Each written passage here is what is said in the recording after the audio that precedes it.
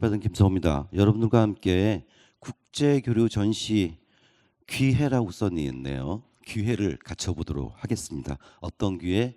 전시 기획에 관련되어 있는 다양한 기회를 처음 A와 마지막 Z까지 이야기를 나눠볼까 합니다. K아츠 해외교류 설명에 연동하는데 시각예술, 그러니까 미술 분야만 떼서 같이 얘기를 나눠볼까 합니다. 처음에는 이제 시각예술가 기획자와 국제교류가 어떤 개념으로 좀 정의가 될 수 있을까를 생각해 보겠습니다.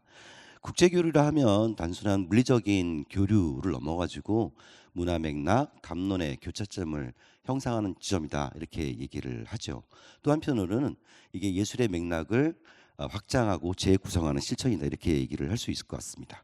다양한 내용들이 진행되는데 전시뿐만이 아니라 레지던시 프로그램들도 있고, 그다음에 큐레이터들을 위한 프로그램, 그리고 같이 연합해서 진행한 공동 큐레이션, 심포지엄, 출판 협업 등 다양한 유형들이 있습니다.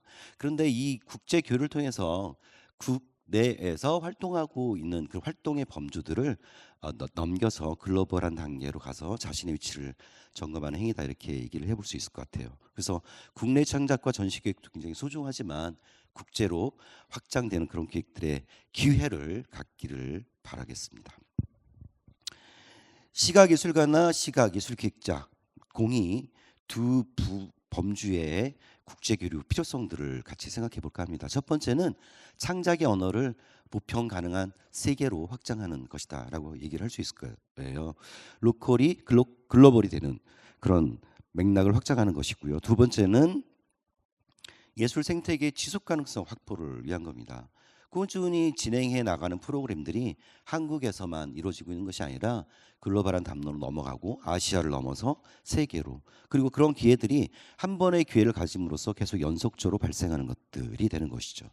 세 번째는 기획자에게는 새로운 담론 형성과 글로벌 연대의 기회를 가지게 되는 것입니다. 그러니까 처음 만났던 기획자 연합이 네트워크가 또 다른 프로젝트를 만들면서 또 다른 네트워크를 형성하게 되고, 또 국내에 있는 많은 작가들을 연동하게 되고 하는 방식으로 새로운 기회장들이 열리는 것이죠.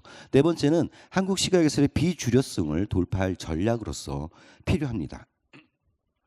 국제 무대로 활력 확장을 위한 전략적 개입이 요청되는데 그게 무엇인지 살펴보겠습니다. 국제교류 실행 시 장점은 되게 많아요. 작업의 인식을 확장할 수 있겠죠. 내가 이런 작업을 해도 될까 고민하고 있다가 이런 것들이 세계가 호평하게 되면서 자신감을 가지게 되고, 그러면서 나의 미술 작업들을 상대하고 보편하는 그런 작업들이 되겠죠. 네트워크 구축 당연합니다. 그리고 생산 환경의 전환입니다. 그러니까 내가 창작하고 있는 환경이 전주 이 조그만 공간에서 서울도 맨날 부러운데 국제적인 네트워크를 내가 할 수 있을까? 하지만 실제로 경험해 보게 되면서 몸은 지역에 있지만 세계를 무대로 끊임없이 확장하는 그런 스펙트럼의 변화를 맞이하게 될 것입니다. 그리고 기획자들에게는 레퍼토리가 다양하게 확대될 수가 있을 겁니다. 아는 어시 큐레이터를 구했는데 취직을 해버렸어요. 그래서 그 친구랑 같이 그 글로벌한 담론의 기획을 좀 해보고 싶은데 일을 하기가 어려워요. 그런데 아시아에 있는 대만에 있는 친구들한테 연락을 해서 같이 좀 더 넓은 차원의 기획도 할 수 있게 될 것입니다. 작업의 국제적 검증 기회가 그래서 확장이 되고 플랫폼이 국내로부터 해외로 확장되는 그런 계기를 맞게 될 겁니다. 한국 시각예술가 또는 기획자의 국제교류 지향점은 몇 가지가 있는데 한 세 가지로 잘 해봤어요. 한국성이라고 하는 가장 특수화된 상황들을 보편화의 방식으로 세계 무대로 넓히는 것들이 필요하지 않겠는가 싶습니다. 그래서 그것에 대한 그 자부심을 갖게 되는 것을 기회로 삼을 수 있겠죠. 그리고 초청자로부터 초청을 받았던 비초청자 그런 입장에 끝나는 것이 아니라 그들과 같이 네트워크를 통해 가지고 공동 기획자로 확장하는 전략도 필요하겠고요. 그다음에 한 번으로 끝나는 어떤 그런 해외 교류가 아니라 한 번을 했더니 아까 말씀드렸듯이 또 다른 차원의 다양한 그 방향들을 가지고 확장이 되는 그래서 네트워크가 형성이 되고 이 네트워크에 내가 아는 지인들이 같이 참여하게 되고 그리고 저는 또 다른 네트워크를 형성하게 되고 함으로써 그 생태계가 예술 생태계가 국내가 아니라 글로벌로 확장하는 그런 기회를 맞이하게 될 겁니다. 국제교류시 필요 사항을 몇 가지를 좀 정리를 해봤어요. 두 가지를 가장 크게 좀 정리를 해볼 것 같은데요. 기본 조건, 문화 이해와 언어 능력입니다. 특수한 전통과 문화 특성을 가진 나라들이 있죠. 국제 교류 대상 국이 말이에요. 뭐 이를테면 이슬람 문화권도 있을 터이고, 그다음에 그다음 특수한 언어를 사용하는데 이게 공용어 커먼 랭귀지가 아니기 때문에 그 통역자가 필수적으로 필요한 경우도 있을 터이고요. 그리고 그래서 번역이나 통역에만 의지하게 되면 실질적인 것을 할 수가 없다는 그런 자괴감이 형성될 수 있는데 뭐 예를 들어 통역기를 활용한다든가 다양한 방식을 통해서 이런 문화 이해와 언어 능력을 극복하려고 하는 시도들이 필요해 봅니다. 또 하나는 이제 예산과 관련된 건데요. 항공료, 체류비, 제작비, 그다음에 뭐 보험, 해외 운송이 들은 여러 가지 예산들이 필요해요. 근데 국제교류를 하면서 여러 가지 앞으로 소개할 국제 공모 프로그램들을 통하면 일정 부분에 대한 기금들을 확보해낼 수 있습니다. 사비가 든다 할지라도 국제적인 지원금을 통해서 내 부담을 좀 줄이고 그 프로젝트를 좀 더 효율성 있게 진행할 수 있는 그런 작업들이 열릴 거라 생각이 됩니다. 예산의 확보에 대한 시뮬레이션도 그 전에 사전에 필요하죠. 이런 기본 조건을 가지고 좀 세세한 것들을 좀 알아볼까 합니다. 권역별 그 체킹 리스트가 있는데요. 유럽권이에요. 특징은 여기는 공공기금의 예술 지원 체계들이 지금 다양하게 형성이 되어 있고요. 이게 유럽 내 그 국민들뿐만이 아니라 다른 나라 타 지역에 있는 많은 예술가들에게도 그 수혜가 열려 있습니다. 그래서 큐레이터뿐만이 아니라 연구를 위한 프로젝트 각 기관 간 협업이 활발한 지역이기 때문인 거예요. 특히나 EU 내 이동성 프로그램이라고 하는 건데요. 뭐 크리에이티브 유럽이라든가 아이포튜너스라든가 다양한데요. 이런 내용들을 통해 가지고 유럽발 움직임들이 네트워킹 되어 있는 시스템 속에 한 고리에 들어가게 되면서 유럽으로 활동들을 자연스럽게 넓히게 되는 계기를 마련할 수 있을 것 같습니다. 탈식민주의, 뭐 탈경제적 협업 이런 것들이 부단하게 이루어지는 공간이니까 그런 특징이 있다라고 살펴보시면 되고요. 주요점은 뭐 영어권이니까 영어에 대한 어떤 유창한 실력들을 좀 가질 필요는 있는데 굳이 내가 실력이 없으니까 영어권 이쪽은 제외해야 되겠다. 그럴 경계심은 굳이 필요 없을 것 같고요. 다양한 방식으로 네트워크하고 협업하는 방식을 하게 되면 되겠습니다. 그리고 현지 기관이나 파트너와의 긴밀한 소통과 장기적 관계 형성이 주요하겠죠. 그리고 특히나 유럽은 예술과 철학적 사유의 맥락들이 풍성하기 때문에 나의 작업은 좀 후진 것 같은데 이 작업을 어떻게 철학적 의미들을 부여해 주느냐라고 하는 것들을 통해 가지고 예술적 미적 가치 평가가 좀 다르게 평가되는 경우도 있다는 것을 우리는 유념할 필요가 있겠습니다. 북미권인데요. 여기는 약간 시장들이 잘 형성이 되어 있습니다. 북유럽도 약간 그렇지만 북미권에는 미술관, 갤러리, 레전시, 아트피어들이 그 제도 중심으로 잘 형성이 되어 있고요. 여러 가지 젠더, 환경, 인종과 관련 담론들도 활성화하니 나의 예술 활동들이 그것과 연관된다고 한다면 한번 지원해 볼 필요가 있겠죠.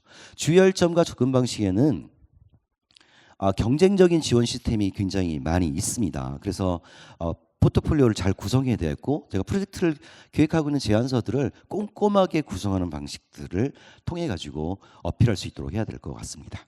그리고 제도화된 시스템 차별성 그리고 비판적 시각이 동시에 요구되는데 미국은 특히나 큰 대륙이기 때문에 주마다 다른 성격들을 가지고 있으니 면밀히 파악해서 지원할 필요가 있겠습니다. 남미권이에요. 남미권은 제가 아는 분들 몇 분을 통해서 얘기를 들어보니 여기에는 특히나 공동체나 대안적 성경의 네트워크 운동들이 활발하게 움직이고 있다고 합니다. 그러나 남미의 고유한 특성, 민족적 특성들도 되겠죠. 그 행정적 주의할 점에서 보시면 행정적 시스템이 굉장히 느리거나 불안정하다고 합니다. 그리고 특히나 영어가 아닌 스페인어나 포르투갈과 같은 언어들을 사용해야 되는 장벽이 내재해 있고요. 그다음에 정치적인 불안, 그다음에 그런 것도 좀 내재되어 있는 국가들이 몇 있어서 현지 파트너와의 이 긴밀한 협력들이 좀 필요하다라는 얘기들을 많이 했습니다. 그렇지 않을 경우에는 좀 낭패를 보는 경우가 있다라고 얘기를 하더군요. 그래서 그런 것도 잘 알아봐야 되지 않겠는가 싶습니다. 그리고 그 장기 리서치도 좀 훌륭하게 수행할 수 있는 공간이다. 약간 미지의 세계 같은 느낌들이 좀 있죠. 국제 교류 차원에서는 특히나 시각예술에서는 아마도 그렇지 않나 싶습니다. 아시아권인데요. 아시아권은 두루 지금 현재 특별한 지원금 없이도 그룹별로 네트워킹 하시는 예술단체나 그룹들이 굉장히 많이 있는 것 같습니다. 현재도 그 대부분 다 서구 열강의 그 제국주의의 피식민 경험을 공유하고 있는 상태에서 지역성과 전통에 재해서 그다음에 그 도시의 현대화들에 대한 다양한 담론들이 혼재되어 있습니다.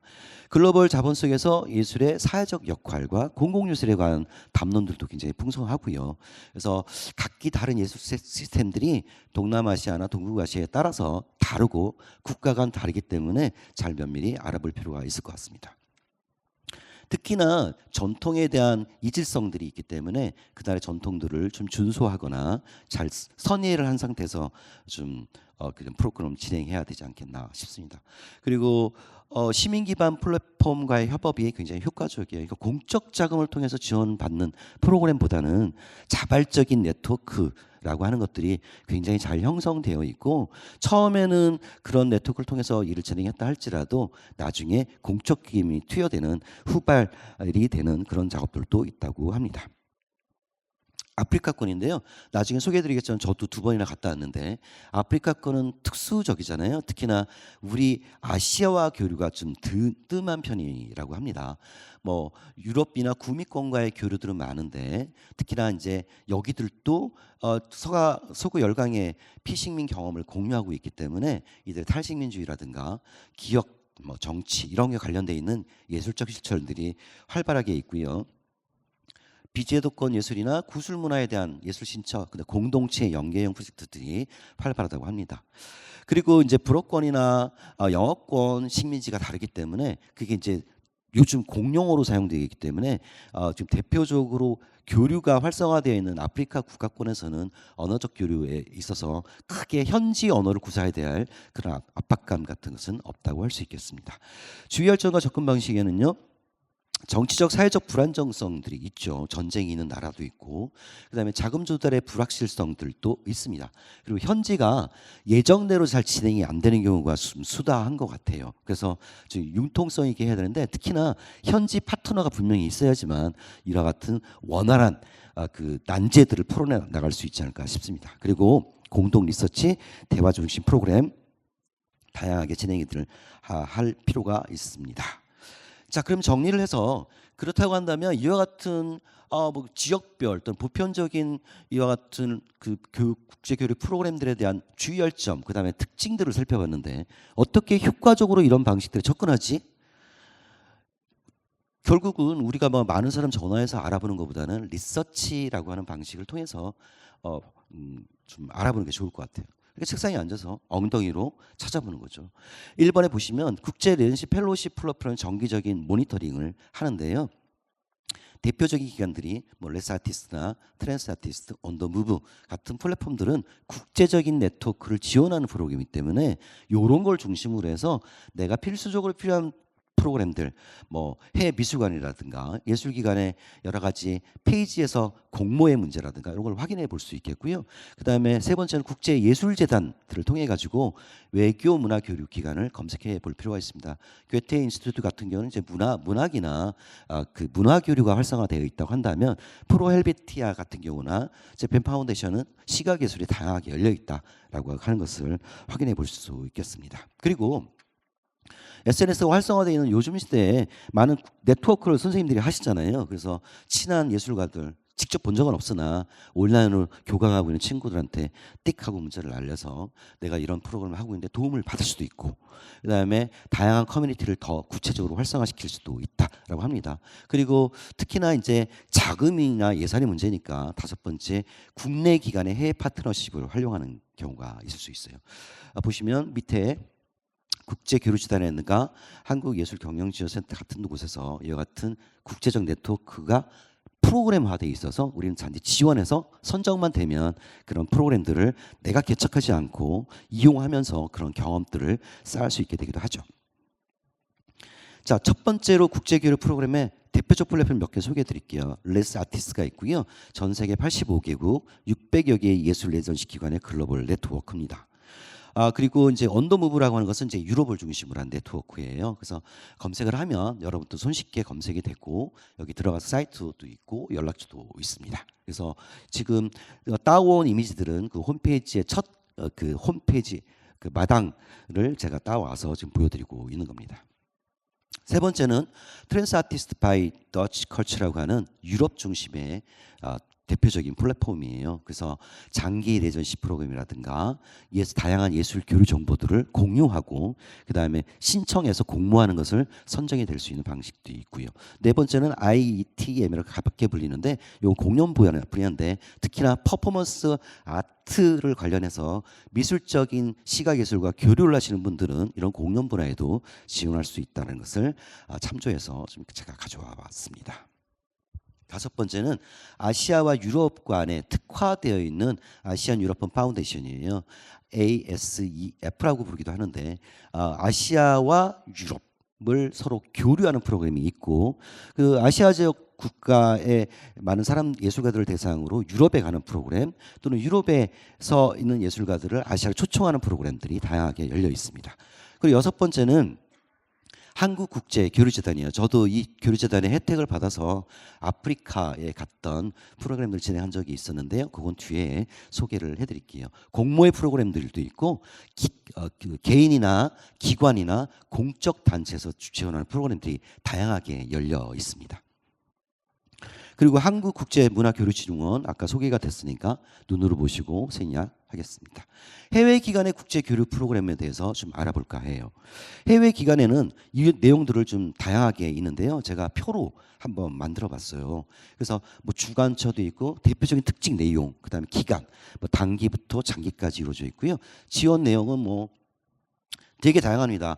프로그램을 지원해 주는 데 있고 그 항공비만 지원해 주는 데도 있고 그다음에 장학금적인 숙소 생활비까지 지원해 주는 그런 프로그램이 있는 데도 있고 자기교육도 다양하고요.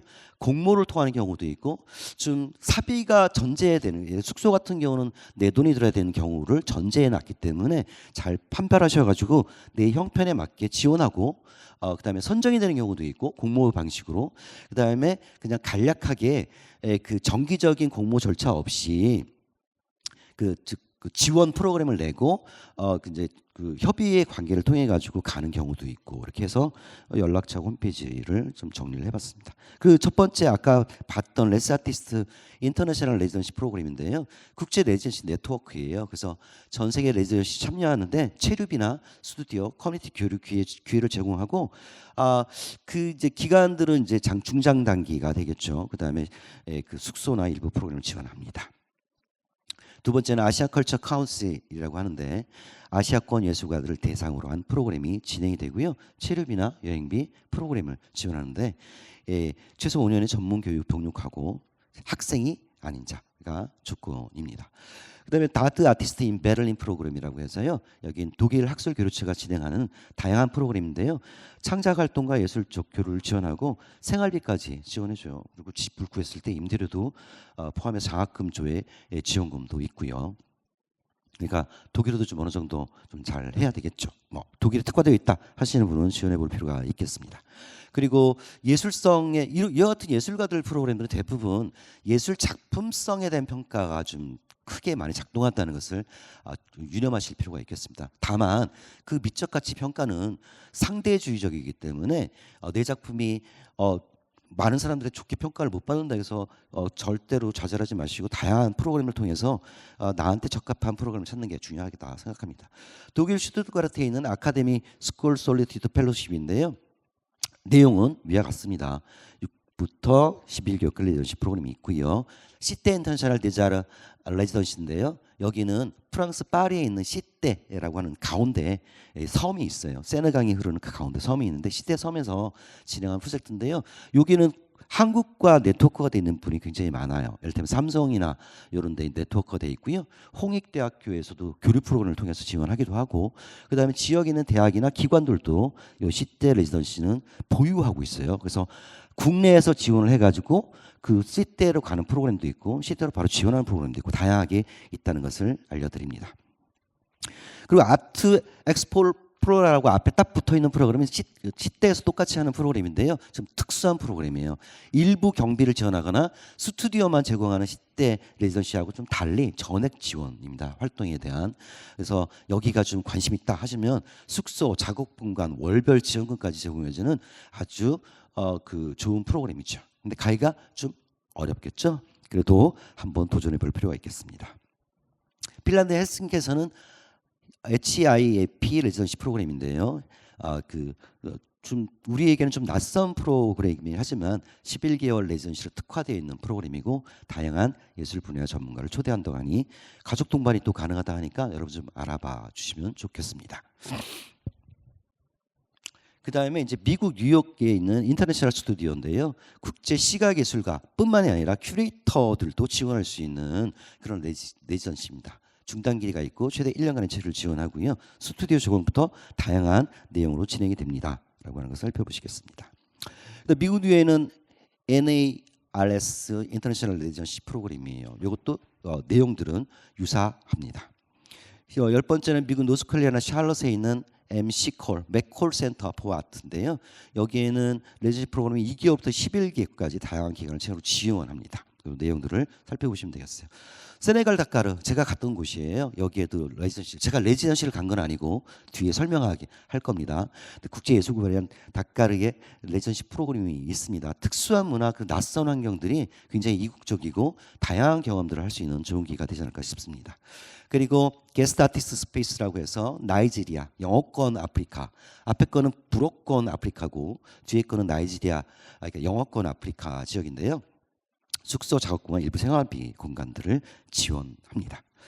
자, 그렇다고 한다면 우리가 주로 국제교류 프로그램들은 이와 같은 해외 국제기관에 직접 접속해서 영어로 지원서 내고 영어로 인터뷰하고 이런 프로그램을 좀 하기보다는 한국 기관을 통해서 국제교류 프로그램을 하는 경우가 굉장히 많지요. 그런 내용들을 간략하게 소개해 볼까 합니다. 한국인이 해외 진출하는 프로그램이 있고 이번은 왜 가져왔을까요? 외국인이 한국에 와서 진출하는 프로그램들이에요. 그래서 이거는 여러분들이 외국진 예술가들에게 잘 알려서 그들이 한국에 들어와서 교류를 하면서 그 교류를 토대로 해서 내가 또 그 친구가 있는 곳으로 가서 지원 그런 해외 국제 교류 프로그램들을 활용하는 방식들, 그 다음에 커뮤니티를 구성하는 방식들을 활용하기 위해서 두 번째도 좀 가져와 봤습니다. 국제협업지원, 문화체육관광부 문화예술위원회 국제교류재단 예술경영지원센터로 좀 특화되어 있는 것들이 많은데 어떤 내용인지 살펴보시고요. 외국인이 한국 진출하는 프로그램들은 오른쪽 주간기간을 보시면 뒷부분에 메모가 되어 있으니 참고하시면 되겠습니다. 한국계열 국제교류 프로그램이에요. 한국인이 해외로 나가는 거. 여기는 문화체육관광부에서 진행하는 건데 해외 문화예술기관의 공동 프로젝트로 3, 6개월 단기로 기획운영할 수 지원하는 프로그램들이 있습니다. 살펴보시고 언제 이런 공부를 하는지도 여러분 유념해서 살펴보시면 되겠죠. 그럼 아르코 국제협업 지원이 있어요. 경쟁이 좀 치열한 걸로 알려져 있는데요. 어쨌든 그럼에도 불구하고 소수지만 능력 있는 기획자들 또는 그 프로젝트가 효용성 있는 프로젝트를 제안해서 장기적으로 이 프로그램들이 지속 가능성을 보여주겠다 하는 프로그램들이 선정되는 경우가 많은데 최대 3개월간 체류비민 프로젝트 수행 경비를 지원하죠. 그래서 여기 선정되는 기획자들 입장에서는 굉장히 영예고 이걸 통해 가지고 글로벌로 큐레이터로 활동하시는 분들도 괜히 많이 있어요. 그래서 그것이 자산이 되어서 또 다른 네트워크를 형성하고 거기를 중심지로 두면서 활동하는 큐레이터들도 있다라고 해서 요즘 젊은 큐레이터들을 제가 그래서 자주 그런 분들을 많이 만났습니다. 해외 레지던시 참가 지원인데요. 한국문화예술위원회에서는 3, 6개월 참가자도 체류비, 항공비, 일부 창작비 지원하는 프로젝트죠. 이거는 이제 한국문화예술위원회뿐만 아니라 아까 그 전북에서도 소개했지만 재단에 각 지자체 재단들에도 이와 같은 소액 금액이지만 국제 교류 프로그램들이 있습니다. 가깝게 찾아보셔도 되고 경쟁이 치열한 아르코에 또 지원하는 방식도 있다. 다양하게 지원해 볼 필요가 있겠죠. 그다음에 청년 예술가 그리고 저는 이제 이 수많은 경쟁에서 살아남기 어려운데 청년에만 특화되어 있는 해외 진출 프로그램도 있으니 아르코에서 39세 이하 청년 예술가 기획자가 해외에서 최대 1년간 창작 및 기획 부서를 수행할 수 있도록 지원하는 겁니다. 그래서 이런 계기를 통해 가지고 명예도 얻고 새로운 네트워크의 플랫폼을 거주하면서 네트워크를 직접 넓히는 경험도 하고 다양한 프로그램들을 해낼 수 있으리라 생각이 됩니다. 한국국제교류단 문화교환 프로그램도 있어요. 여기는 이제 한국문화예술기획자가 해외 기관과 공동으로 전시를 하고 이게 이미 예산 지원금 없이 막 프로젝트 진행해서 계약서도 막 만들고 뭐 이렇게 사비도 털고 막 이렇게 진행하다가 이런 교류 프로그램에 지원하는 경우도 되고 애초부터 서류상의 계약만 해놓고 그런 구체화된 프로그램이 진행됐다는 것을 그걸 증빙하는 방식으로 지원할 수도 있고 다양한 지원 프로그램이 존재합니다. 한국 전문 큐레이터 직책 설치 지원 이건 해외 기관에 많은 그 국내 인력들이 고급 인력들이 나가서 활동할 수 있도록 지원하는 프로그램이에요. 해외 문화예술 기관에 뭐 학예사라든가 한국 문과의 특수한 컬렉션을 담당하는 그 큐레이터라든가 채용하게 한다면 한국에서 교류재단에서 지원하는 프로그램들이라고 할 수 있습니다. 한국의 해외 체류 펀드인데 사실 체류 펀드라고 좀 써보긴 했으나 그보다는 전시 교육을 할 때 한국 작가의 작품 분석, 제작 홍보, 다양한 그 해외 기관에서의 전시를 지원하는 프로그램이다. 이렇게 생각하시면 문제가 없겠습니다.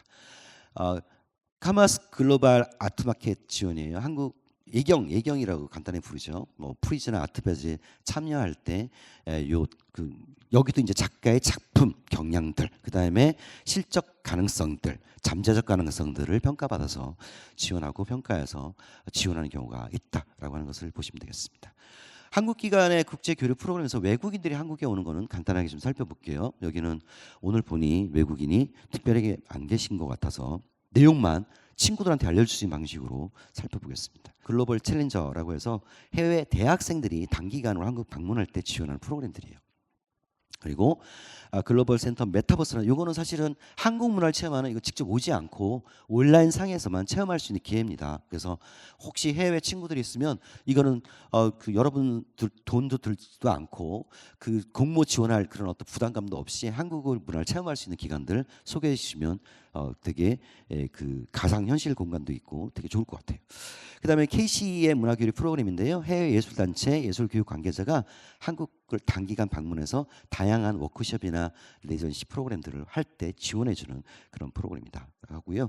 한국미술 전문가 육성 프로그램 국현에서 하는 큐레이터 연구자들이 임시 체류하면서 연구비를 지원받으면서 체류비나 이런 것들을 활동할 수 있도록 도와주는 것이죠. 그래서 주로 이제 한국적 문화를 연구하는 쪽에 집중하거나 아시아 네트워크 관련 프로그램들을 운영할 때 이런 지원 프로그램에 수혜를 입을 수 있겠죠. 그다음에 아시아 문화협의회 펠로우십이 있습니다. 이거는 아시아권 기획자가 6개월이나 1년 동안 할 수 있도록 장학금 체류 지원하는 아시아 네트워크다라고 생각하시면 될 것 같아요. 난지의 이제 국제 창작 스튜디오로 이제 사실 난지가 창작 스튜디오 근데 최근에 이게 지금 없어질 계획으로 있어요. 그래서 지금 프로그램이 아직은 공모나 이런 것들이 마감되거나 안 되는 걸로 제가 알고 있습니다만 소개를 해드렸습니다. 이전까지 레스 아티스트 아까 국제 되셨으니까 소개를 아까 해드렸고요. 국제 교류 프로그램 사례를 좀 간단하게 소개하면서 그 얘기를 좀 나눠볼까 합니다. 이건 제가 기획했던 프로젝트인데요. 2023년에 했어요. 2022년부터 준비를 했는데 7회 안양 공공예술 프로젝트라고 이거는 안양이란 도시에서 벌어지는 공공예술 프로젝트죠. 이게 국제 아트 이벤트예요. 그래서 해외 작가를 초대해서 뭐 국내 작가도 초대를 하지만 체류하기도 하면서 이 작가들의 그 건축적 모니먼트라든가 그다음에 공공예술의 특성들이 어떻게 도시만에서 실현될 수 있을까라고 하는 것들을 프로젝트를 진행했어요. 이번에 주제는 7구역 당신의 상상 공간이었는데 좀 특별한 것들은 첫 번째 사진을 보시면 위가 이게 이제 검역원이라고 간단하게 부르는데요. 농림축산검역본부예요. 근데 옛날에 이렇게 예를 들면 식물이나 동물들을 좀 약간 실험을 해서 이 사람들을 위한 그 전염병도 예방하고 사람들에게 전염되는 것도 예방하고 또 동물의 축산도 지원하고 하는 프로그램이었어요. 막 주사도 놓고 그래서 막 시체도 태우고 나중에 실험했던 애들은 그런 공간이었는데 유휴 공간이에요. 30년이 넘게 유휴 공간에 있다가 이 공간을 저희가 적극적으로 활용해서 전시 유휴 공간 활성화 프로젝트로 진행한 바가 있습니다. 그리고 2022년 그린 르네상스 프로젝트 요거는 여기 바로 여기 전주문화재단에서 하는 거잖아요. 그래서 팔보예술공장에서 전주문화재단의 협업을 통해서 제가 요 그 그린 르네상스 프로젝트를 했습니다. 그래서 적은 예산이었지만 24개국 참여했는데 그 작가들이 막 온 건 아니고 그 작가의 작품들을 가지고 있는 특별한 한 야투라고는 단체에 초대를 해서 같이 이제 국내 작가들 위주로 했는데 외국 작가 작품들이 24개국 70인이나 참여했어요. 그래서 그래서 소개하려고 가져왔고요. 2022년 한강 조각 프로젝트는 요거는 국내 작가들만 대상하는데 왜 가져왔냐면 요거는 300명이 넘는 작가를 모셔서 하긴 했는데요. 요 기간이 바로 키아프라고 하는 한국 아트페어하고 프리즈 영국의 유명한 아트페어죠. 연동해서 오프닝할 때 오픈 일정을 맞춰가지고 그들을 방문하는 해외 바이어 VIP들을 모시고 투어 프로그램을 진행해서 한국의 조각을 알리는 프로그램으로 저희가 기획을 했어요. 그래서 그냥 그렇게 소개를 좀 해볼까 합니다. 그리고 2022년에 강원국제 트리엔날레를 했는데요. 강원도에서 여기도 유휴공간 활성화예요. 탄약 정비공전, 탄약을 이렇게 막 수리하는데 그 펜벨트가 막 돌고 근데 그거를 저희가 10년 만에 펜벨트를 제가 수리를 해서 돌아가게 만들고 그다음에 거기를 이제 예술 공간으로 활성화시켜서 전시를 했고요. 폐교가 된 와동 분교 인구가 줄고서 없어진 와동 분교를 또 거기다가 앞에 카페도 만들고 뭐 해서 재미나게 했어요. 중앙시장도 만들고. 근데 여기에는 이제 37개국 백사팀이 참여했는데요. 외국인들이 이 낯선 공간에 체류하면서 그 소통하고 이렇게 하는 것들이 굉장히 좋은 기회였습니다. 그래서 이때 당시에는 코로나 기간이었기 때문에 많은 예술가들 초대하지는 못했으나 그럼에도 불구하고 소소한 예술가들과 함께하는 국제적인 프로그램을 통해 가지고 작가들이 그냥 작품을 보내주거나 항공으로 그다음에 도면을 통해서 우리가 대신 제작해주거나 하는 방식으로 직접 예술가들끼리 교류를 하지 못했던 코로나로 인해서 물리적으로 하지 못하는 게 좀 아쉽긴 한데 그렇습니다. 2020년 창업조합회도 코로나 기간이었어요. 그래서 이때는 전시 방문 자체를 실내 공간에 이렇게 예매해가지고 20명씩 따로따로 들어오고 하는 어려운 환경 속에도 했는데 이 기간 중에 나중에 풀려가지고 나중에는 예약만 하고 그런 그 인원들 문제 없이 했던 기억이 있습니다. 2018년 다카르 비엔날레 한국특별전 여기 제가 이제 예술 감독으로 참여를 했었어요. 근데 요게 바로 국제교류재단 보시면 여기 총 예산이 이 국제교류재단에 7호 뭐 이렇게 해서 써 있잖아요. 달러로 써 있잖아요. 얼마게요? 많지는 않습니다. 이 프로그램을 간단하게 소개를 드리면 원래 이 프로그램을 하게 된 계기는 제가 인천문화재단의 한 작가가 인천문화재단에서 프로그램을 했어요. 그래서 국제교류 프로그램 받아서 정말 얼마 안 드는 돈으로 프로그램에서 전시를 아프리카 세네갈에서 진행을 했거든요. 현지에 아는 사람이 있어서 그렇게 진행을 했는데 그때 이제 대사관 그 세네갈의 주 세네갈 한국 대사님이 오셔가지고 보시면서 맨날 우리 공연만 하고 있는데 이와 같은 전시 같은 프로그램을 하면 좋겠다 싶어서 국제교류재단에서 각 대사관들 그러니까 해외에 주재한 대사관들이 신청 기관이에요. 저희는 신청할 수가 없어요. 기관 신청을 하려고 하는데 공연을 지원을 하시려고 하다가 요번에 그냥 전시 선생님들이 한 거 보니까 너무 멋있다. 그래서 전시를 지원하려고 하느니 전시 프로그램을 기획안을 좀 짜주시면 저희랑 같이 협업해서 지원해 봅시다 라고 했어요. 그래서 1억 조금 안 되는 예산을 저는 이제 사업 계획안을 만들고 큐레이터가 예산안을 뭐 손을 벌벌 떨면서 너무 큰 돈을 해본 적이 없으니까 작은 예산으로 지원한 거예요. 그래서 제가 영사님한테 금액을 다시 조정해서 다시 보내는데 그 영사님이 이미 그 프로그램하고 제 큐레이터가 보냈던 예산을 합쳐가지고 벌써 신청을 했어요. 그래가지고 내가 증액된 신청 금액을 신청하지 못하고 그래서 지원금이 조금 나왔기 때문에 8천 얼마밖에 안 나왔어요. 그래서 대사관에서 미안해 하시면서 4천 얼마를 더 보태셔가지고 1억 조금 넘는 예산으로 이렇게 국제 특별전을 할 수 있었다라고 하는 걸 소개해 드립니다. 그래서 그 다카르 비엔날레 또 특별전에 허가도 맡고 해서 특별 프로그램으로 진행했고 담당자들도 오셔가지고 교류하는 프로그램을 했습니다. 그래서 그 한국 분들하고 아프리카 지역의 4개국 작가들 그래서 총 5개국 18인 팀이 전시를 했던 기억이 있습니다. 그 뒤에 이미지들을 소개해 드릴게요. 그리고 순천만 국제 자연환경미술제라고 요거는 이제 생태지향의 작가들 28개국 작가들을 지원했어요. 근데 듣다 보니까 이거 다 기획자들도 그냥 하는 거 아니야라고 하는 거죠. 그리고 이 기획을 하려면 PT도 해야 되죠. 뭐 지원서도 내야 되죠. 심사도 받아야 되죠. 그래서 떨어지기도 엄청 떨어지고 저도 떨어진 거 엄청나게 많아요. 근데 그 중에 된 것만 소개를 해드린 거예요. 그죠? 2014년 금강자연미술 비엔날레 대부분 감독들을 공모로 뽑기 때문인 거죠. 그래서 지원서 내고 그다음 PPT도 만들고 계획도 알려주고 하면서 자기 성장도 거듭할 수 있고 플랫폼도 활성화시킬 수 있었다라고 하는 거죠. 2014년 금강자연미술은 생태지향의 프로그램도 했었고요. 아시아미술제라고 하는 건 작은 2008년대에 그런 것도 하면서 첫 기획 경험을 쌓게 되었다라고 생각을 합니다. 이건 제가 지금까지 진행했던 그 비엔날레 또는 트리엔날레 같은 국제전에 관한 소개를 했었습니다. 그러면 특별하게 아까 소개했던 우연찮은 기회에 인천문화전의 작가가 기획을 정말 작은 예산으로 세네갈 항공비 막 가난하게 찾아가지고 한 3명이 기획자 2명하고 저는 이제 발제 거의 브로콜에서 세미나 발제하러 처음에 갔다가 그 대사님을 만나면서 다시 지원 프로그램을 하게 됐고 그래서 이제 다카르 비엔날레의 한국 특별전을 기획하게 된 그 사건들을 소개를 할까 합니다. 그래서 공동 주체가 세네갈 한국대사관과 국제교류재단이에요. 근데 후원을 제가 많이 받았어요. 물론 금전적인 후원은 아니지만 세종대왕기념사업회, 국립한글박물관, 파주 타이포그라피 학교, 한국의 정신문화 알리기. 왜 이런 기관들에게 후원을 받았을까요? 보시면 주제가 또 다른 언어들이었어요. 그래서 제가 기획 주제를 잡을 때 세네갈도 프랑스의 식민지였고 한국은 뭐 일본의 식민지 강점기를 받았지만 어쨌든 영국적인 정신적인 영국적인 군사 정권이 들어온 적이 있었잖아요. 그래서 그 미국적인 문화적 식민지이기도 하고 해서 언어라고 하는 것이 어떻게 돼 공유 지점이 있을까 피식민 국가의 그런 내용들을 가지고 한국 작가, 독일 작가, 세네갈, 이집트, 카메룬 들을 모아서 국제전을 해봤습니다. 그래서 이건 보리미술관이라고 하는 아프리카 세네갈에 있는 미술이고요. 일부 작가들이 가서 막 설치도 하고 감독도 설치하고 큐레이터도 설치하고 옆에 키 2m가 넘는 아저씨가 한 명이 앉아 있는데 이 사람은 거기 커미셔너예요. 이 사람도 일하고 그랬다는 것을 알려드립니다. 관장님이고요.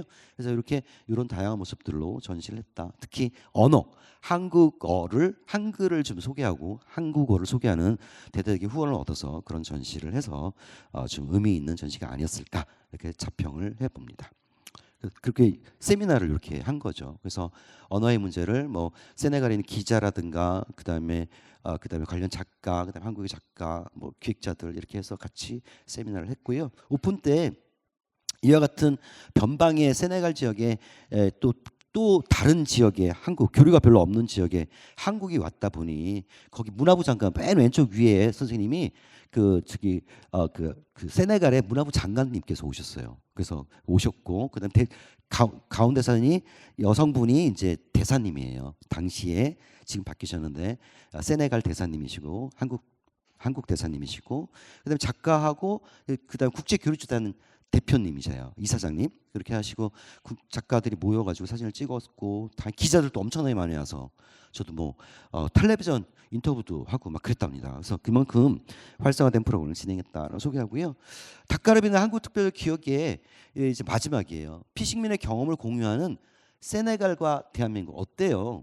교류가 전혀 없을 것 같은 그 외교 관계도 비약해서 대사님이 세네갈뿐만 아니라 아프리카 5개국을 다 두루 아우르는 대사관님으로 지내실 만큼 이렇게 교류가 많이 없는 세네갈과 차세대 세네갈에 제가 직접 찍은 세네갈 어린이들인데 이들과 같이 교류하는 프로그램으로 또 다음 세대의 네트워크를 만들어갈 수 있는 기대를 한번 해보았습니다. 또 향후에 이런 기회의 장들을 꼭 제가 아니더라도 다른 많은 선생님들이 이와 같은 사례를 본받아서 할 수 있는 기회가 오기를 바랍니다. 질의응답인데요. 요건 아주 질의응답 시간에 이렇게 제가 준비를 했어요. 전체 한 9개의 질문을 받았어요. 그래서 뭐 도자기도 해외 교류가 가능하고, 네, 뭐 그다음에에서부터 야외 시각예술과 종합적인 협업 기업, 중장기적 기획과 대중과 소통을 위한 행사는 뭐 이런 질문들을 받았습니다. 첫 번째, 도자기도 해외 교류가 가능한지요? 이미 가능하죠. 이미 이루어지고 있으니까요. 이를테면 한국의 비엔날레라는 국제 아트 이벤트를 통해서 이루어지기도 하고요. 예를 들면 경기 도자 비엔날레 맨 끝 부분에 썼죠. 그리고 상업적으로는 세라믹, 요거는 이제 그 해외 프로그램이니까 세라믹 아트 런던 같은 아트페어도 존재하고 있으니까 국제적으로 활발하게 움직이고 있습니다. 특히 일본이 이와 같은 프로그램들이 많은데요. 세 번째 줄을 보시면 미노 국제 도자기 축제라고 하는 최대 규모의 도자기 축제가 있어요.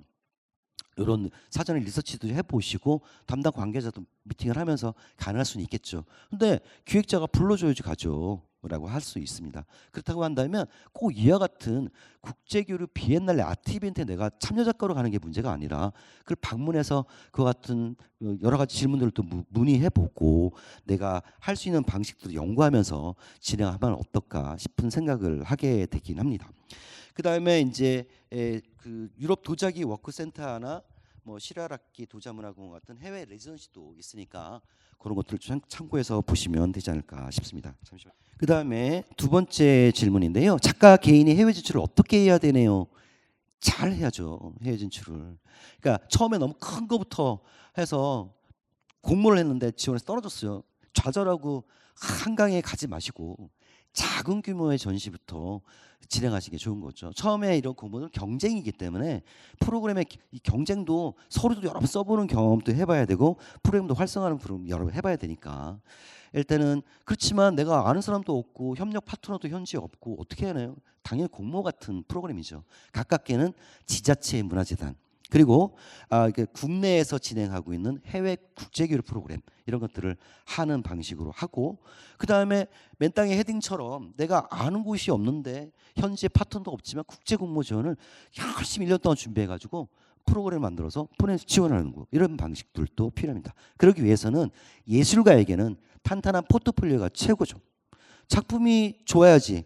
작품은 꽂인데 이거 지원을 했다고 해서 막 감이 떨어질 때까지 기다릴 수는 없잖아요. 작품을 열심히 하시고 오늘날 동시대에 필요한 그 미적 가치를 지향하는 작품들을 생산하는 그런 포트폴리오를 구성하는 게 좋습니다. 레지던시 프로그램 같은 것도 하시면 되겠죠. 그래서 단계를 나눠봤어요. 포트폴리오가 제일 중요하다. 네, 영문 좀 잘 들어가야 되겠죠. 두 번째 단계 국제적 네트워킹 아트페어 레지던시 프로그램에 맞춰서 공모 지원하는 방식. 떨어져도 계속 하는 거예요. 저도 최근에 2군데 떨어졌어요. 최근에. 예, 그 얘기 했지. 세 단계 현지 큐레이터 및 갤러스터의 협업으로 해외 진출하는 방식. 그 다음에 내가 아는 친척이 뭐 LA 살아요. 그러면 그렇게 교류해서 그런 스텝 바이 스텝으로 갈 수 있는 프로그램도 있습니다. 그런 방식으로 준비를 하면 좋지 않을까. 세 번째, 하나의 주제로 작품을 하는 것과 여러 주의 다양한 전시를 기획하는 것이 어느 것이 좋을까요? 이거는 제가 확연하게 답변을 할 수는 없습니다. 전시 기획이라는 주제는 모든 게 가능해요. 미술도 모든 주제가 가능해요. 그러니 어떤 주제가 예술하는데 좋아요? 라고 하는 것은 예를 들면 수학 문제 푸는 것 같은 방식으로 사유하는 거는 똑같거든요. 그래서 그렇지만 그럼에도 불구하고 다양한 주제를 연구해서 기획을 해보고 장르별로 조각, 설치, 그다음에 또 주제별로 탈식민지, 도시 현대화, 그다음에 생태예술 뭐 이렇게 관련되어 있는 프로그램을 다양하게 진행을 해보면서 자신에게 잘 맞는 기획들 그리고 자신이 정말 하고 싶은 기획들을 좀 이렇게 추구해 가면서 그다음에 일정 부분 자기가 전문가적 기획 능력을 만드는 게 좋겠죠. 나는 생태 전문 큐레이터야, 기획자야. 나는 야외 전문 기획자야. 뭐 이런 어떤 자부심도 가지게 되면서 특화되어 있는 기획을 할 수 있는 방식도 되겠죠. 그래서 내가 의도하지 않아도 그와 같은 흐름들 속에서 내가 한쪽 방향으로 가게 되는 계기를 마련할 수도 있지 않을까 싶습니다.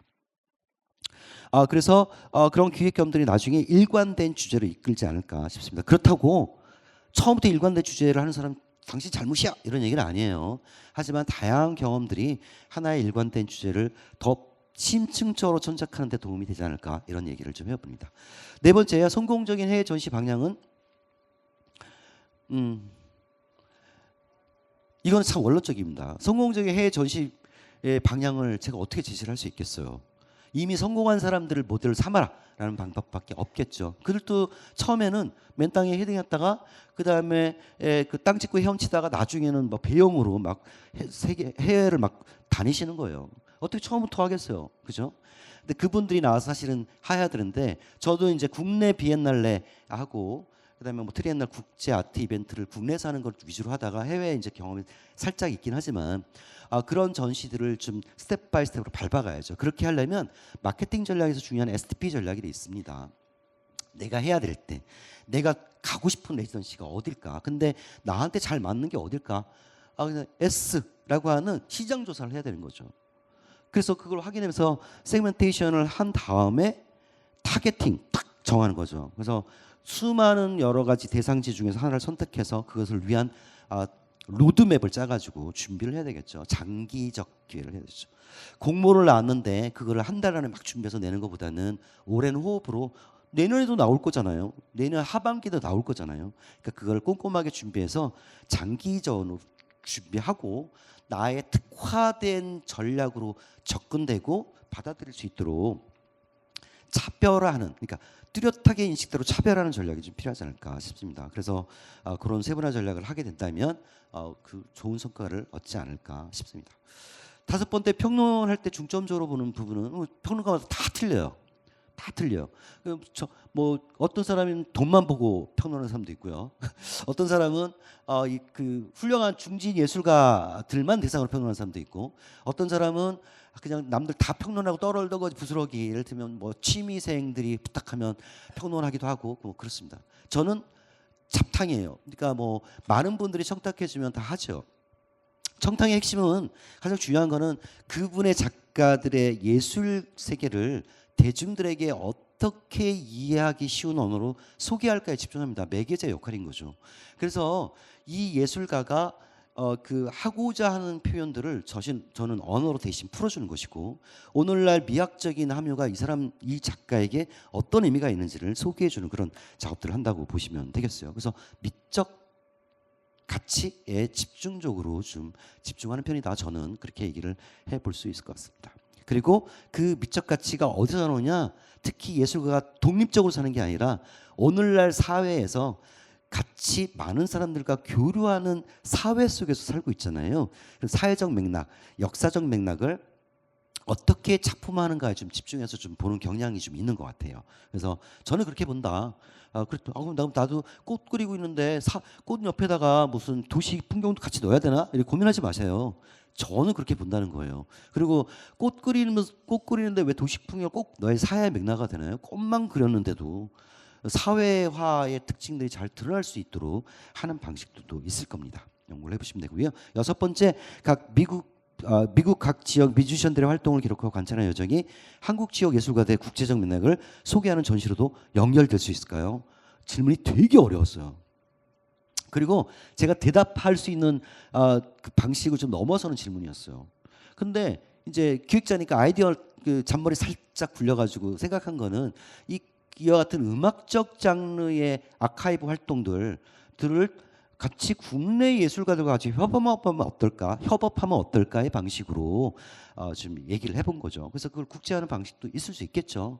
모든 전시가 가능하고 모든 예술 활동이 가능하듯이 이와 같은 전시도 가능할 수 있을 테니까요. 그래서 이건 답이 된다 모르겠습니다. 질문하셨는데 눈으로 한번 휙 읽어봐 주세요. 7번입니다. 가장 인상 깊은 비엔날레, 개선 사항이 많이 필요했던 비엔날레 이유. 가장 인상 깊은 비엔날레는 제가 2022년에 갔었던 카셀 도큐멘터예요. 여기는 이제 5년형 주기로 돌아오잖아요, 프로젝트가. 그래서 비엔날레가 2년 붙은 베니스 비엔날레가 같이 이루어졌던 해인데, 저는 왜 주목했냐면 원래 출발 자체가 카셀 도큐멘터는 원래 대안적 성격의 순수 아트 이벤트예요. 그리고 이제 5년마다 하기도 하는데 이제 그 정형화되고 규범화되고 그다음에 제도화되어 있는 여러 가지 국제 아트 이벤트가 있어요. 대표적으로 베니스 비엔날레, 그다음에 한국에는 광주 비엔날, 이런 비엔날들의 특징들이 있잖아요. 그와 같은 것과 다르게 끊임없이 실험적 정신을 지향하고 그다음에 거장의 한 명의 예술가를 조명하고 이런 개념이 아니라 컬렉티브라고 하는 집단적 예술 활동, 그다음에 사회적 메시지, 참여적 메시지를 어떻게 예술가로서 발언하는가, 이런 것들에 집중했던 카셀 다큐멘터리였는데, 이번에 특히나 아시아권의 작가 그룹으로 컬렉티브 감독을 선임을 해서 그에 부합하는 예술가들을 모셨거든요. 그래서 너무 보기 좋았다. 그리고 유명 미술관에서 가서 그렇게 막 맨날 봤던 작품들하고 다르게, 뭐 아니시 카포 유명한 사람들의 작품이 중요한 게 아니고 정말 이름도 없는 무명의 작가인데 같이 공통적으로 생각해 볼 수 있는 기회가 있었다라고 하는 거죠. 그래서 그 비엔날레가 하나의 축제장이었어요. 그래서 막 작가가 계속 나와가지고 예술가들과 토론하는 프로그램이 굉장히 많았어요. 그래서 그런 것들이 정말 예술과 대중들을 가깝게 만나게 하는 그런 전시였다라고 생각하고요. 개선상이 많은 필요했던 비엔날레, 그냥 똑같은 비엔날레 뭐라고 얘기를 할 수는 없겠어요. 뭐 많죠. 대부분이 다 개선이 필요하죠. 그래서 그 정도만 제가 간략하게 쓰긴 했는데 눈으로 싹 보고 넘어가 주시면 좋겠습니다. 7- 안양공공예술프로젝트에서 도심 속 참여예술을 중심적으로 추진하셨는데 농촌 속 참여예술에 대해서 의견을 듣고 싶습니다. 네, 이건 드릴 얘기가 있어요. 안양 공공예술 프로젝트라고 하는 도심 속 그 작은 중소도시잖아요. 수도권이긴 하지만 그 지역에서 그 공공미술을 특화했던 프로그램, 도시 속의 공공예술이라는 담론들은 그걸 수용하는 사람들이 굉장히 많아서 어렵지는 않은 부분이 있었어요. 다만 농촌 속 참여예술이라고 하는 경우에는 기본적으로 체류형 레지던시 프로그램을 통해 가지고 거주민들과 하나로 호흡하는 공공예술의 프로그램들이 좀 진행이 많이 되는 필요가 있겠죠. 이를테면 하드웨어적 시스템, 기념비를 만든다든가 무슨 작품을 갖다 놓는다든가 수잔 레이시라고 하는 아주 유명하신 분이 새로운 유형의 공공예술, 새로운 공공예술을 주창하셨잖아요. 그 공공예술이 뭐냐면 잡담, 수다 떠는 거예요. 막 지역민들과 만나가지고 막 뭐에 대해서 얘기하고, 또 그런 걸 프로그램에 해가지고 이런 무형의 컨텐츠도 공공예술이 될 수 있는 가능성들이 있는데 농촌에는 굉장히 많은 주제가 있을 겁니다. 그런 얘기를 했고요. 7-3 영암에 건축 한옥 비엔날레가 있는데 현재 트렌드와 지역 강점에서 발전 방향 문의를 드립니다. 이것도 굉장히 어려운 질문이죠. 제가 어떻게 말씀을 드릴 게 있겠어요. 참여형으로 좀 했으면 좋겠다라고 하는 것이 저의 대답이었어요. 내용들을 눈으로 한번 쑥 살펴봐 주시면 좋겠습니다. K아트 시대의 작가들이 나아갈 비전과 구체물의 방향성 뭔가요? 와, 이것도 되게 무겁고 어려운 주제긴 해요. 그러니까 저는 그냥 평소에 생각하는 게 있다고 한다면 글로컬이에요. 로컬 작가가 로컬을 버리지 말고 세계 흐름에 따라가는 게 아니라, 보세요. K 컬처가 등장했잖아요. 그다음 K 필름도 등장하고 K 아트도 등장할 수 있는 거죠. 그러니까 우리가 잘할 수 있는 것을 세계화시키는 방식으로 연구를 할 필요가 있겠다라고 해서 그런 오늘날 다양한 프로그램들을 여러분들 준비하시면 어떨까 싶습니다. 마지막이에요. 야외 시각예술과 종합적인 협업 기획과 같은 중장기적인 계획과 대중과 소통을 위한 행사는 라고 했어요. 되게 좀 애매모호한 질문 같은 느낌이 좀 들어서 저도 그냥 애매모호하게 대답을 했으니까 눈으로 살펴보시면 될 것 같습니다. 첫 번째, 해외 교류전을 하고 싶은데 도움을 받을 수 있나요? 설마 나한테? 저 말고 일단은 제가 소개를 받을 수 있나요? 라는 질문을 있어요. 여러분들을 소개를 받을 수, 뭐라고 질문이 뭐였지? 다시 보자. 도움을 받을 수 있나요? 도움을 받을 수 있어요. 국제교류재단 KF도 있고 오늘 오신 기관도 있잖아요. 기관에 상담하시는 창들이 오픈 활짝 열려 있습니다. 그렇다고 저는 뭐 그러면 열려 있지 않다는 얘기인가요? 그렇지는 않지만 저도 당연히 힘이 되는 대로 도와드릴 수 있겠습니다. 그러니까 그런 프로그램들, 특히나 기관, 교류재단의 지금 아까도 처음에 그 해외 네트워크 4군데 중요한 데를 보여줬잖아요. 세계 각국에. 거기다 상담 코너가 있어요. 꼭 지원만 하는 게 아니라 내가 이런 걸 준비하고 싶은데 어떤 걸 준비했는지 자세한 사항들을 전제하시고 내가 이런 상황이다, 이렇게 하고 싶다라고 하는 걸 하시면 지원을 받을 수도 있을 것이다 하고요. 두 번째, 비전공자가 회화 작가로 진입하려면 어떤 것을 갖추면 좋을까요? 평론을 받는 경우가 많은데 미술평론은 어떻게 받는 건가요? 자, 첫 번째, 비전공의 회화 작가로 진입하는 거 저는 되게 좋다고 봅니다. 애 다 키웠지, 신랑 돈 잘 벌지. 그래서 나중에 전공을 안 하셨는데 어렸을 때부터 예술가가 꿈이었는데 그래서 나중에 대학원 가시는 분도 있고, 대학원 안 가고 그냥 작가로 그냥 하시는 분들도 있어요. 그런 분들에게 저는 응원 박수를 보내드립니다. 예술가가 꼭 미대를 가서 전공하고 내가 어디를 나와야지만 예술가를 할 수 있는 건 아니죠. 그래서 그런 예술 활동을 지원을 하고요. 그래서 개인전은 필요하다. 그럼에도 불구하고 개인전은 자기가 예술가라는 제도 안에서 살고 있다는 것을 증명하는 방식이에요. 그러니까 그런 방식들은 여러분들 많이 알고 계시니까 찾아보시면 될 것 같고요. 평론을 어떻게 받는 건가요? 그래서 돈 주고 받는 거예요. 그래서 또 이렇게 좀 사례비를 평론비를 드리고 이렇게 하시면 되겠죠. 그래서 이제 젊은 평론가도 있고 내가 중진한테 받아야 될지 친진 평론가한테 그 평론을 받아야 될지 아니면 해외 유명한 평론가한테 받아야 될지 고민하시면서 STP 전략으로 타겟팅 하시고 포지셔닝 해서 평론을 받으시면 되지 않을까. 그리고 내 작품을 잘 이해할 것 같은 평론. 왜냐하면 그 평론들이 이미 많이 공개가 되어 있어요. 그래서 검색해서 그 사람 평론이 어떤지 검색해보고 내 작품을 쓰면 이런 평론을 쓰겠지라고 예측해보면서 할 수도 있는 거죠. 그러니까 그 평론의 그 어떤 평론가들 평론들이 다 온라인상에 공개가 많이 되어 있어요. 그래서 확인해 보시면 적합한 평론가를 고를 수 있지 않겠는가. 2분 남았네요. 역사전시관 구성시 고려할 점은 이거 역사전시관 구성시 고려할 점은 컨텍스트 맥락을 잘 보셔야 되잖아요. 역사 유물, 실제적인 유물도 굉장히 중요하게 역사전시관은 특히나 이 역사를 보여주는 전시잖아요. 특히 아카이빙이 특별해야 될 텐데 유물, 오브제, 눈으로 볼 수 있는 오브제가 거의 없이 그냥 막 신문 기사만 할 수는 없잖아요. 팩트라고 하는 유물 이게 있고 그다음에 그걸 번안해내서 텍스트적 진술이 있어야 되고 사회적 맥락을 잘 반영하는 방식으로 그런 어떤 역사 전시관을 구성하는 게 좋지 않겠나 싶습니다. 13번째 현대미술 사조의 관점. 오늘날 현대미술 사조는 그냥 한 단어로 얘기를 드릴게요. 짬뽕이다. 그걸 이제 유명하신 분들은 다원주의 예술이다 이렇게 얘기를 해요. 근데 저는 더 쉽게 얘기해서 아버지가 없는 예술이다라고 하는 거죠. 그러니까 20세기 초기의 모던 아트는 아버지가 물려줄 DNA를 자식에게 물려주는 그런 어떤 예술 운동이었어요. 집단 운동. 그래서 뭐 인상주의, 야수주의, 다다, 초현실주의 미술 운동이 있었다고요. 집단적으로 예술의 가치를 공유하면서 같이 움직여 나갔어요. 근데 오늘날의 21세기에는 그와 같은 움직임들이 거의 없어지지 않았나 싶습니다. 그래서 여러분 작품들이 미시적 세계관이 굉장히 주요해졌다. 마스터 내러티브는 거시적 서사가 중요한 게 아니라 철수, 영희, 그다음에 삼순이 이 작가들의 작품 세계 자체가 중요해지는 세계가 됐다. 그러니까 자신감 가지시고 내 작품에 충실한 작업들을 하시면 되지 않겠나 싶습니다.